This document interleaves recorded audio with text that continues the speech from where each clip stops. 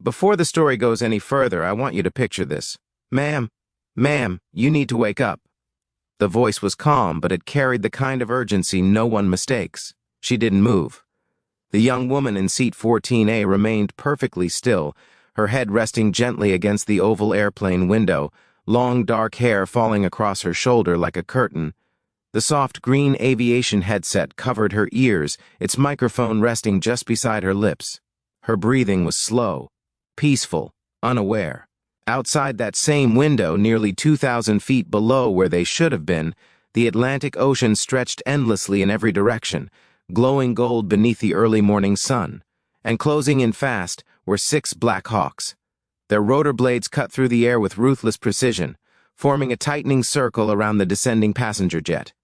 Inside the cockpit, Captain Daniel Reeves gripped the control yoke harder than he realized. "She's not responding," the flight attendant whispered again, her voice trembling now.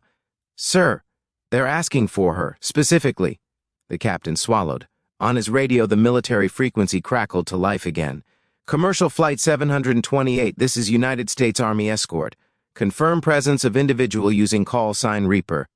Reeves' eyes drifted back toward the cabin door. Reaper. He had flown planes for 23 years. He had heard that call sign once before, and it had never been associated with a passenger. He exhaled slowly. Out there, millions of Americans were starting their day, pouring coffee, checking phones, living ordinary lives. But inside this aircraft, something impossible was unfolding. Before this story goes any further, take a second to subscribe, because stories like this deserve to be heard. Because sometimes, the quietest person in the room is the one everyone else is depending on.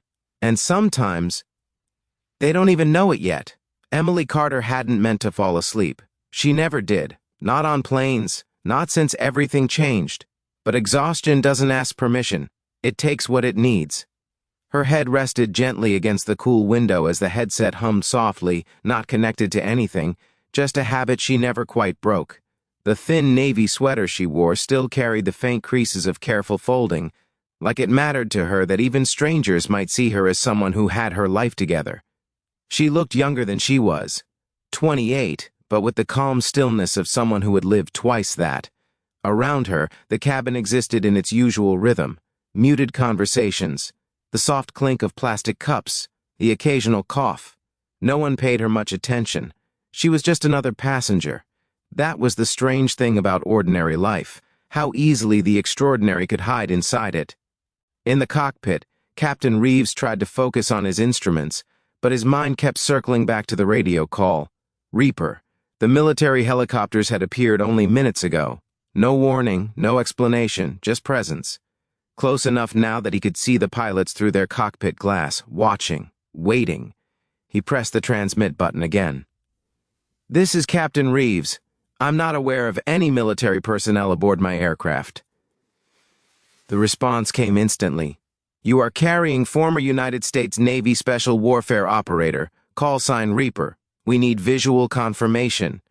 Reeves felt something cold settle in his chest. Former, not active. Former meant civilian. Former meant passenger. His eyes drifted toward the cabin door again. He thought of the young woman he'd seen earlier during boarding. The headset, the posture, the silence. At the time, he'd assumed she was just nervous. Now he wasn't so sure. In seat 14 billions, the man beside her shifted uncomfortably. He had noticed the helicopters first. At first, he thought they were just escorting. Now he wasn't sure. He looked at Emily again. She hadn't moved, didn't react, didn't stir. There was something almost unreal about how peaceful she looked, like someone who had finally found rest after a very long time. Flight attendant Megan Lewis approached carefully. She'd been flying for 6 years. She knew fear, she knew panic. This wasn't that. This was something quieter, heavier. She leaned down beside Emily. "Ma'am?" "Nothing." She tried again. "Ma'am, I'm sorry to bother you." Emily's fingers twitched slightly. Just enough. Megan froze. For a moment, she wasn't sure why her heart had started racing. Then Emily's eyes opened. Clear, sharp, aware, not confused, not groggy, aware. It was the kind of awareness Megan had only ever seen once before, in a firefighter who had just pulled someone from a burning car. Emily didn't move right away. She just looked at Megan, calmly. "Yes?" Her voice was soft, steady. Megan swallowed. There are helicopters outside, military. They're asking for someone. Emily blinked once, slow, then she looked out the window. She didn't lean forward, didn't panic, didn't ask questions. She just looked. 6 Black Hawks, close enough to matter. Something in her expression changed, not fear, recognition. And that was when Megan understood something she wouldn't be able to explain later.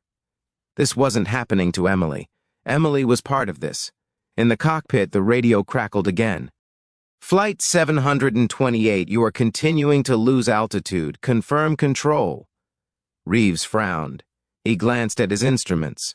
The helicopter pilot wasn't wrong. They were descending, slowly, subtly, but undeniably. He hadn't commanded it. A flicker of unease passed through him. In seat 14A, Emily Carter closed her eyes again. Not to sleep, to think. She had hoped, prayed even, that she could live the rest of her life as someone ordinary, someone forgotten, someone free. But the sky had a way of remembering, and outside her window, the past was waiting. Captain Reeves had spent most of his adult life trusting his instincts. They were the reason he'd survived storms that swallowed other aircraft whole, the reason passengers stepped off his plane safely, unaware of how close they'd come to something else. But right now, his instincts weren't offering answers, only questions. His altimeter needle had slipped another 100 feet. He hadn't touched the controls. His first officer, James Holloway, leaned forward, eyes narrowing. "Did you input that descent?" Reeves shook his head slowly. "No." The word hung there, heavy, because in aviation things didn't just happen. Everything had a reason. Everything had a cause. And when something didn't, it meant you hadn't found it yet. Behind the cockpit door, Emily Carter sat very still. The headset rested against her ears like a memory she couldn't quite put down. She could feel the subtle change in the aircraft's movement. Most passengers couldn't, but she could. Her fingers rested lightly against the armrest. She wasn't afraid, not the way she used to be. Fear had once been loud. Now it was quiet, controlled, useful. Megan stood beside her, unsure whether to speak again. "You know them?" Megan asked finally, her voice barely above a whisper. Emily didn't answer immediately. She watched the helicopters, watched their formation, their discipline, their restraint. "They're not here to hurt anyone," Emily said softly. Megan frowned. "How can you be sure?" Emily's lips pressed together gently. "Because she knew how they operated, because she knew what it meant when they came in numbers like that, because she knew what it meant when they used that call sign. But she didn't say any of that. Instead, she asked, 'Has the captain said anything?'" Megan hesitated. "No, but..." She stopped herself. But what? But they were losing altitude? But the military was asking for her? But none of this made sense. Emily nodded slightly as if Megan had answered anyway. She leaned her head back again, not to sleep, to listen, to feel. Every aircraft had a language. You just had to know how to hear it. In the cockpit, Reeves keyed the radio again. "Army escort, this is Flight 728. We are experiencing an uncommanded descent. Request clarification on your presence." There was a pause. Then, "Flight 728, we are here as precautionary support." Precautionary. That word didn't comfort him. It confirmed his fear. They knew something he didn't. Behind him, the cabin remained deceptively calm. Passengers scrolled phones, looked out windows, lived in ignorance, all except one. Emily Carter opened her eyes again. The ocean was closer now. Still beautiful, still endless, but closer. She thought about how many people were trusting someone they had never met, trusting systems they didn't understand, trusting strangers to bring them home. She thought about how fragile that trust really was, and how quickly it could break. Her reflection stared back at her in the window. Not the person she used to be, not the person she pretended to be, something in between, someone who had learned that strength wasn't about control, it was about responsibility. Megan shifted nervously. "Ma'am, they said your name." Emily turned slowly. "They did?" Megan nodded. "And a call sign." Emily's expression didn't change, but inside, something old stirred, something she had buried, something she had hoped never to hear again. Reaper. The word existed now between them, real, unavoidable. Megan's voice trembled. "Is that you?" Emily didn't answer, not because she couldn't, because she didn't know who she was allowed to be anymore. Outside, the helicopters held their line, waiting, watching, trusting. And for the first time in a long time, Emily wasn't sure if she deserved it. The first time Emily Carter had ever been inside a cockpit, She'd been 19 years old and terrified someone would discover she didn't belong there. She hadn't grown up with pilots in her family. She hadn't grown up around discipline or tradition or expectation. She'd grown up around absence, around silence at dinner tables and questions that never had answers. But the sky had been different. The sky never asked where she came from. It only demanded honesty, and honesty was something she could give. Now, nearly a decade later, she sat in seat 14 feeling the truth in the aircraft's movement before anyone said it out loud. The descent wasn't random. It wasn't violent. It was controlled, but not by anyone who understood why. In the cockpit, Captain Reeves felt the same realization creeping in. His hands rested on the controls, steady but ready. "Something's overriding us," his first officer said quietly. Reeves didn't respond immediately. He was thinking about responsibility, about the 182 souls behind him who believed he was in control. He pressed the intercom. "Ladies and gentlemen, this is your captain speaking. We're experiencing a minor technical irregularity. Everything is under control. Please remain seated."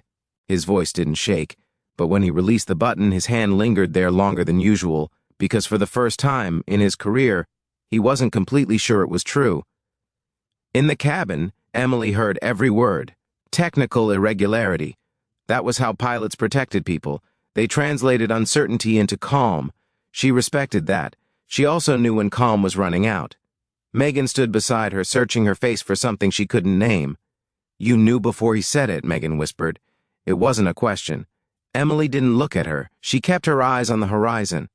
"Aircraft speak," Emily said softly. Megan frowned. "Speak?" Emily nodded faintly. "Through vibration, through resistance, through change."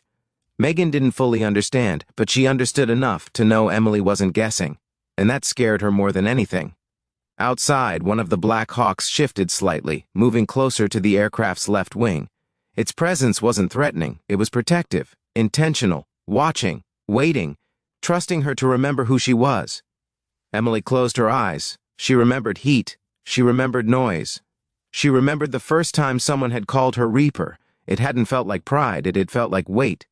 Because call signs weren't given for who you were. They were given for what you carried. And she had carried things no one ever talked about. Things you learned to live with instead of forgetting. She opened her eyes again. She couldn't sit here anymore pretending she was just a passenger, because passengers waited, and waiting wasn't always enough. She unbuckled her seatbelt. The click sounded louder than it should have. Megan tensed. "What are you doing?" Emily stood slowly, steady despite the subtle downward pull of the aircraft. "I need to speak to the captain." Megan hesitated. Training told her to stop passengers from approaching the cockpit, but instinct told her this was different. "They asked for you," Megan said quietly. Emily met her eyes for the first time. There was no arrogance there, no heroism, just acceptance. "I know." And for the first time since boarding that plane, Emily Carter stopped pretending she was someone else. In the cockpit, Reeves heard the knock. 3 soft taps, calm, measured. He and his first officer exchanged a look. Reeves stood and opened the door. And there she was, the young woman from seat 14A, the one with the headset, the one the military had named. She didn't look like someone who carried answers. She looked like someone who carried truth. Reeves studied her. "Can I help you?" Emily didn't hesitate. "Yes," she said gently. "You can let me try." The words didn't sound like a request. They sounded like responsibility. Reeves felt something shift inside him, because in her eyes he saw something he recognized. Not experience, not confidence, duty. And for the first time since the helicopters appeared, he wasn't the only one carrying it. Captain Reeves had built his life on one belief. That control was the difference between fear and safety. That as long as his hands were steady, his mind clear, and his training intact, he could protect the people who trusted him. But standing in front of Emily Carter, he felt something unfamiliar. Not doubt in himself. Recognition in her. She didn't push past him. She didn't demand authority. She simply waited. Because real authority never needed to announce itself. "You're not one of my crew," Reeves said carefully. Emily nodded. "No." Her honesty disarmed him more than any argument could have. "Then help me understand why the United States Army is escorting my aircraft asking for you by call sign." Emily's fingers rested lightly against the back of the empty observer seat. She looked at the instruments, at the altimeter, at the artificial horizon. Her eyes moved with quiet familiarity, not curiosity, memory. Because they don't trust the situation, she said. Reeves' jaw tightened. Neither do I. Emily met his eyes. Then we agree. It wasn't disrespectful, it was alignment. That unsettled him even more. His first officer spoke up. You said you could help. Emily nodded. I might be able to help you understand what the aircraft is doing. Reeves studied her. Aircraft don't decide things. Emily's expression didn't change. No, she said softly, but systems do, and systems follow logic. She gestured gently toward the controls. May I? Reeves hesitated. Every regulation he had ever followed told him this was wrong, but regulations had never faced this moment, and something deeper than regulation told him she wasn't guessing. He stepped aside. Emily didn't sit in his seat. She didn't touch the controls. She just observed. She watched the subtle adjustments, the tiny corrections, the quiet fight happening beneath the surface. It's trying to compensate, she said. Reeves frowned. For what? Emily was silent for a moment. Then she answered honestly. For something it doesn't trust. The words landed heavily. Because trust wasn't something pilots talked about with machines. Machines didn't feel, machines didn't fear, but they did respond. And right now, this one was responding to something none of them had seen yet. The radio crackled again. Flight 728, this is escort leader. Confirm status. Reeves reached for the transmit button, but Emily spoke first. Tell them I'm here. Reeves looked at her. You're sure? She nodded. He pressed the button. Escort leader, this is Captain Reeves. She's here. The response came instantly. Understood. Just that. No relief, no surprise, just confirmation, because they had never doubted. Emily felt the weight of that trust settle fully onto her shoulders. She hadn't asked for it, but it had never left her. She looked out through the cockpit glass. One of the Black Hawks held steady beside them, its pilot visible through the canopy, watching her. Not commanding, not demanding, waiting. She remembered what her instructor had told her years ago. The moment people trust you with their lives is the moment your life stops belonging only to you. She hadn't understood it then. She did now. Reeves watched her carefully. What happens next? Emily didn't answer right away. Because the truth was, this wasn't about what happened next. It was about what she chose to carry. She placed her hand gently on the back of the captain's seat. Not to take it, to support it. You keep flying, she said softly. Reeves stared at her. And you? Emily's eyes moved to the horizon. The ocean was still there, vast, patient, unforgiving, but above it, they were still flying. I remember, she said. And in that moment, the balance of power didn't shift because she took control. It shifted because she gave it back. The first thing Captain Reeves noticed after Emily spoke those words wasn't something dramatic. It wasn't a sudden climb or a loud alarm or a miracle unfolding in front of him. It was something quieter. The aircraft stopped fighting itself. The subtle resistance he'd felt through the controls eased, like tension leaving a clenched muscle. He adjusted the trim wheel slightly, watching the response. This time, the aircraft listened. Not perfectly, not instantly, but honestly. He exhaled a breath he didn't realize he'd been holding. His first officer leaned forward. It's stabilizing! Reeves nodded, eyes still on the horizon. He didn't look at Emily yet, because part of him needed to understand what had just happened without turning it into something else. Emily hadn't touched the controls. She hadn't issued commands. She had done something far more difficult. She had changed the emotional atmosphere inside the cockpit. Fear made pilots rigid. Rigidity made mistakes. And mistakes at 30,000 feet didn't forgive easily. Behind them, Emily stood quietly, one hand resting against the seat, feeling the aircraft's movement through her fingertips. It wasn't about control. It was about connection. She remembered something her instructor had once said during survival training. People don't rise to the level of expectation. They fall to the level of emotional preparation. She had spent years preparing to carry pressure, but she had also spent years trying to forget what that preparation meant. Outside, the Black Hawks held formation. They hadn't moved closer. They hadn't moved away. They stayed exactly where they needed to be, close enough to help, far enough to trust. In the cabin, passengers had begun to notice the helicopters more clearly now. A few faces pressed against windows. Quiet conversations filled the air. Concern existed, but panic hadn't taken hold. Megan stood near the cockpit door, her hands folded tightly in front of her. She watched Emily through the small opening. She didn't fully understand what Emily had done. But she understood what Emily hadn't done. She hadn't made it about herself. She hadn't announced who she was. She hadn't claimed importance. She had simply stepped forward when forward was needed. That was different. That was rare. Inside the cockpit, Reeves spoke into the radio again. Escort leader, Flight 728. Our descent has stabilized. We are maintaining altitude. There was a brief pause. Then the reply came. Copy that, Flight 728. Just those words, no celebration, no relief, because professionals understood something others didn't. The moment of greatest danger wasn't when things went wrong. It was when people believed the danger had passed. Reeves kept flying, calm, focused, present. Behind him, Emily allowed herself one small breath of release. Not victory, just acceptance.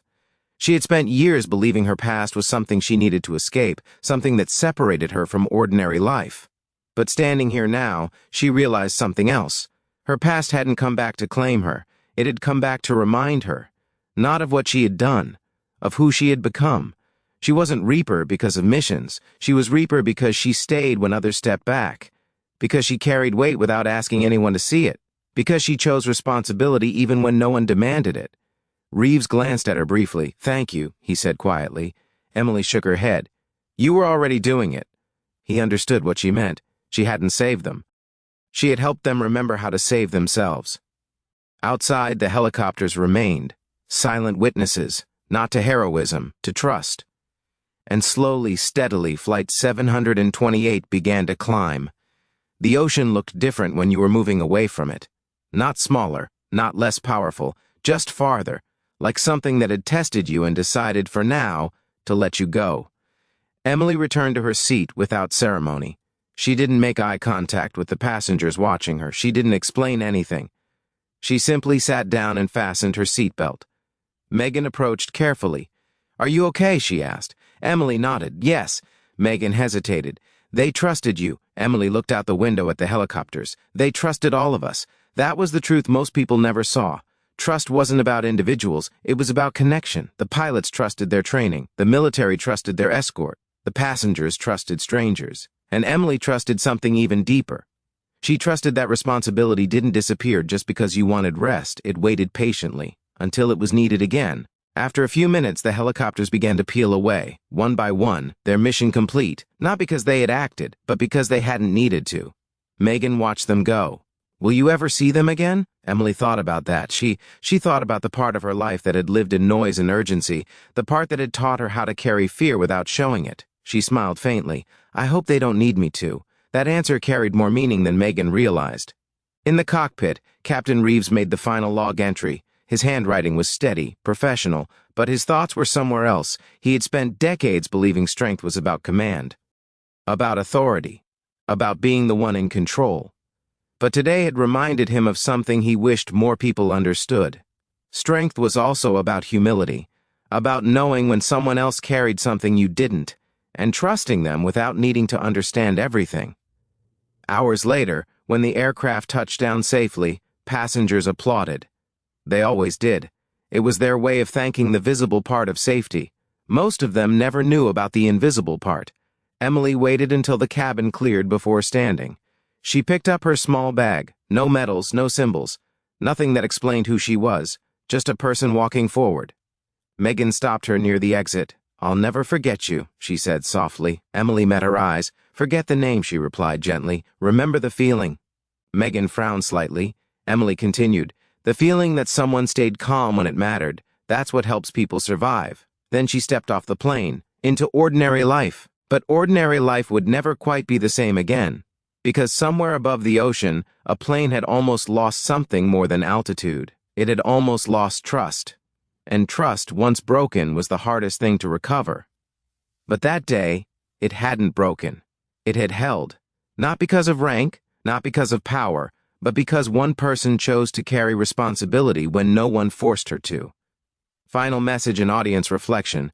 There's something important about stories like this that goes beyond airplanes or call signs or dramatic moments in the sky. It's about the quiet truth most people live every day. You never really know who's sitting beside you. The person who looks ordinary may be carrying extraordinary strength. The person who stays silent may be holding the calm everyone else depends on. And sometimes, the greatest impact you'll ever have won't come from being recognized. It will come from being ready. Ready to stay calm, ready to step forward, ready to carry responsibility when it finds you. Emily Carter didn't step forward because she wanted attention. She stepped forward because people needed someone to believe in stability again. And maybe that's the real lesson. Not that heroes exist, but that responsibility exists. In small moments, in ordinary lives, in choices no one applauds. So the next time life puts you in a moment where people are afraid, where uncertainty fills the air, remember this. You don't have to control everything. You just have to refuse to add to the fear. Calm is contagious. Courage is quiet. And sometimes the person who changes everything is the person no one noticed at first. If this story meant something to you, if it reminded you of the strength people carry every day, share it with someone who needs that reminder. And I want to ask you something personal. From which part of the country are you watching this story?